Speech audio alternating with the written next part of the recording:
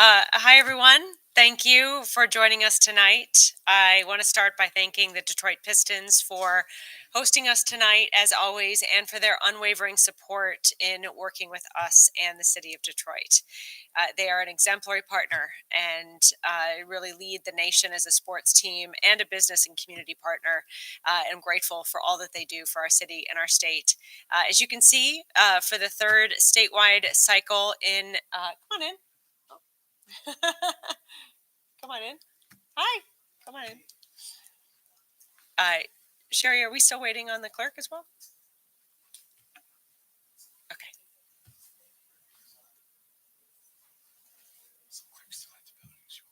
Okay, great. Thank you so much. Okay, sorry about that. As you can see, for the third statewide cycle in a row, our Pistons, as a partner, have provided space here to serve as a receiving center to secure the ballots cast by voters in the city. Workers who staffed precincts throughout Detroit are currently bringing ballots and tabulators here, where they are combined and then prepared for reporting. They also use this space for poll worker trainings to help ensure everyone is ready to go for days like today. And I'm grateful for their support. I also want to thank our over 1,500 clerks and 83 county clerks throughout our state. They not only spent today working to adjust and adapt and meet the needs of every citizen who showed up to participate, but they did so after managing 9 days of voting over the weekends and the week prior to today. The early voting period also went smoothly, and I'm grateful for all of the clerks who worked to ensure that was the case. They deserve our immense gratitude because they are the ones who truly are serving on the front lines, making elections work for everyone. Next, I have a few data points to share with you all. First, polls just closed a little over an hour ago, so we don't have yet final data or total voter turnout numbers. What we do have, when we do have those numbers, we will make them available to you. We do have final numbers for AV turnout, which are the ballots that are voted from home and then returned. Those are not. I misspoke. Those aren't final numbers, but as of now, 1.2 million absentee ballots have been returned. We anticipate more will be returned or recognized in those final totals once we have them. And I'm grateful again for all the voters who participated from home this year and make sure they got their ballots in by 8 p.m. to have them counted. Now, in addition to all of that, we are also wanted to note that over 1,800 eligible citizens registered to vote and cast ballots today. Most of those were in Ann Arbor in Detroit, but they were also about evenly spread all throughout the state. We don't see any particular patterns there, but grateful to see so many folks taking advantage of their right to register and vote on election day as well. For the last several years, turnout in this August primary has hovered somewhere between 2.1 and 2.5 million. My estimate is that this year will be around 2 million as well, but again, we'll have those final numbers for you tomorrow. Today, throughout Michigan, polling places were clean, calm, and safe on election day. Lines were short or non existent across the state. As I mentioned earlier today, there were a handful of locations that had to adjust operations due to weather. Most of these were related to power outages, one location in Flint, one in Royal Oak, one in Grand Rapids, and one in Clinton Township, and 3 locations in Warren. The power was quickly restored. Everyone was able to vote, and I'm really grateful for the election workers who adjusted and adapted to ensure they were able to continue even despite the weather challenges. In addition, 3 locations in Kalamazoo County, one in Portage, one in Brady Township, and one in Oshtemo Township, had a moment where they sheltered in place due to a tornado warning. No voters were affected, and that I can go into such detail on weather-related issues at polling locations really underscores just how smooth and otherwise uneventful today was. All across the state, polling locations operated smoothly, as did absentee ballot counting boards, many of which continue to count citizens' votes as we speak. So thanks to all of those efforts and grateful for our state election officials all across the state for protecting the integrity of the vote. As I mentioned, we already know that at least 1.2 million folks voted absentee. That's the number of ballots we've received thus far. We'll soon know how many people voted in person today as well at polling places. But regardless of the total number, I want to again thank all citizens who participated in today's elections for making their voices heard in their community and participating in our democracy. Now, absentee ballot counting boards will continue their work this evening. Larger jurisdictions are likely still counting ballots received before today, and also likely received hundreds, if not thousands, of ballots in the moments just before, hours just before 8 p.m., all of which need to be security checked at the clerk's office before they can be transported to the counting board for processing and counting. I recognize that Michigan voters want and deserve their election results on election night. And I want to assure all voters that election clerks and their teams are working as quickly as possible to provide them with unofficial results. Depending on how close individual races are, some may be called tonight, while others may be too close to call until tomorrow, when we expect all ballots will be counted. When unofficial results are released, election officials will then shift their attention to election canvassing.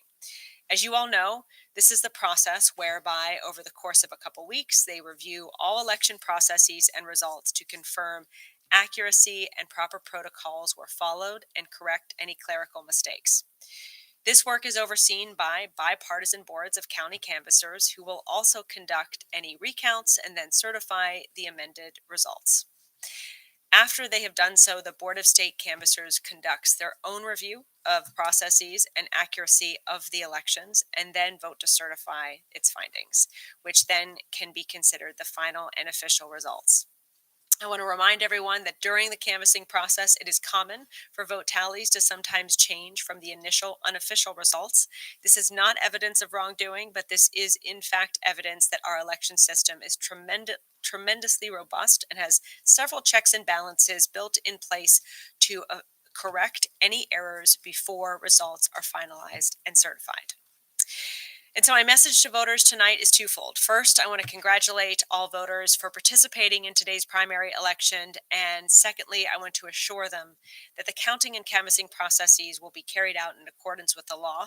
Their ballots will be counted fairly and accurately, and the election's outcome will reflect their will. Thank you again for joining me tonight, and I'm happy to take a few questions.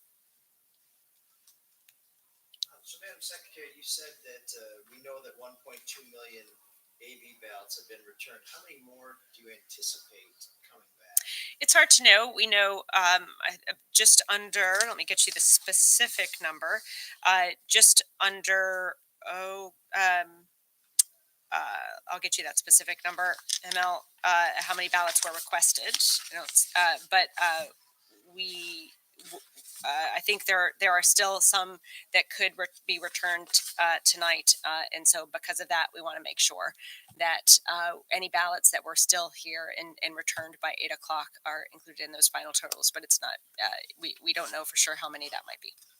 And if you expect that the overall turnout statewide to be around 2 million, it sounds like it's possible or likely that more than half of the voters in Michigan will have voted absentee in this primary. Yeah, so to get you that number again, I'm sorry, about 1.6 absentee ballots were requested overall, and about 1.2 have been returned. So there's about 400,000 still outstanding. Now, some of those could not be returned. Some of those could have been voted early at an early voting location. We'll know the breakdown of that after the polls close.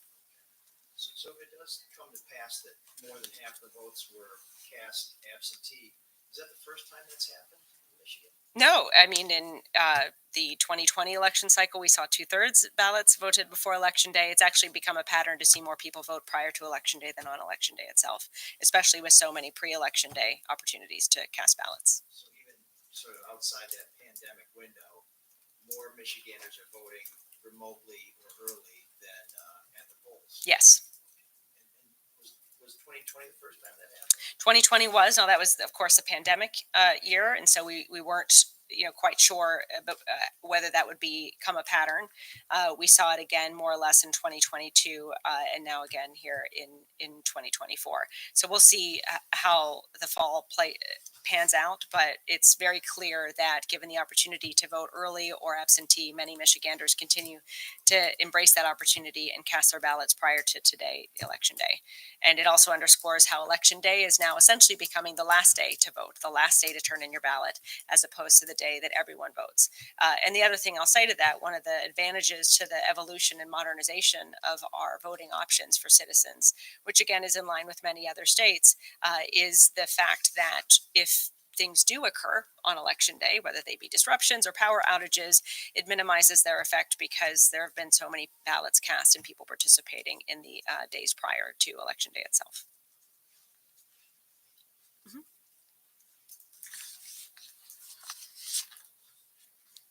Okay, well, thank you guys for being here tonight, and I'm sure I'll see you all again many times in the weeks ahead. Thank you, everyone.